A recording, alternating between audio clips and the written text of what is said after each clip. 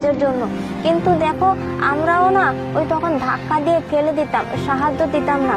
কিন্তু ওই যে ওরা তখন কথাটা বলতো যে আল্লাহ যেন তোমাদের ভালো না করে। দেখো ঠিকই না, আজ আমাদের সাথে এমনটাই হয়ে গেল।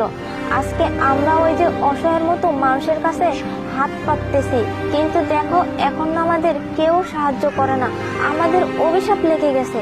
নয়ন, তুমি আর এমন ধরনের কথা বলো না। আল্লাহ এখন আমাদের যা দিয়েছে এতেই খুশি। নয়ন, মানুষ আমাদের সাথে যেমনই করুক না কেন, কিন্তু আমরা সবসময় তাদের ভালোই চাবো। হ্যাঁ, তুমি এটা ঠিক বলছো। আসলে এমনটা বলা আমার একদম ঠিক হয় না। আচ্ছা ঠিক আছে, তুমি যাও, আমি এখানে কাজটা শেষ করে আসতেছি। আচ্ছা ঠিক আছে। যাও।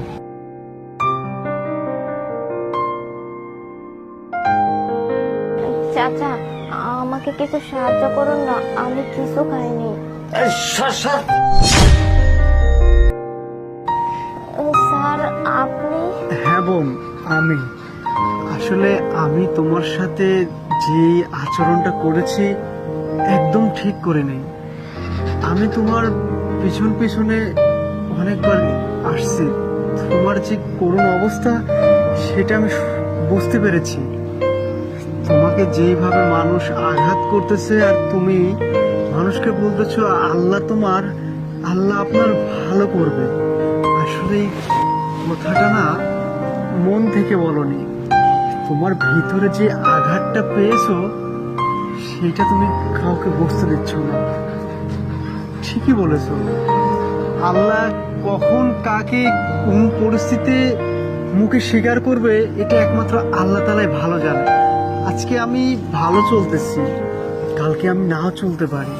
আজকে আমি ভালো দামি গাড়িতে উঠতেছি, ভালো পোশাক পরতেছি, এমনও তো হতে পারে কিছুদিন পরে তোমার মতো অবস্থা হতে পারে। আসলে আমরা যারা আমাদের সমাজে উচ্চবিত্ত যারা আছে তারা যদি একটু গরিব মানুষের পাশে দাঁড়ায় তাহলে তারা অনেকটা হেল্প পাবে। স্যার, আপনি যে আসলে বিষয়টা বুঝতে পারছেন এটাই আমার কাছে অনেক কিছু।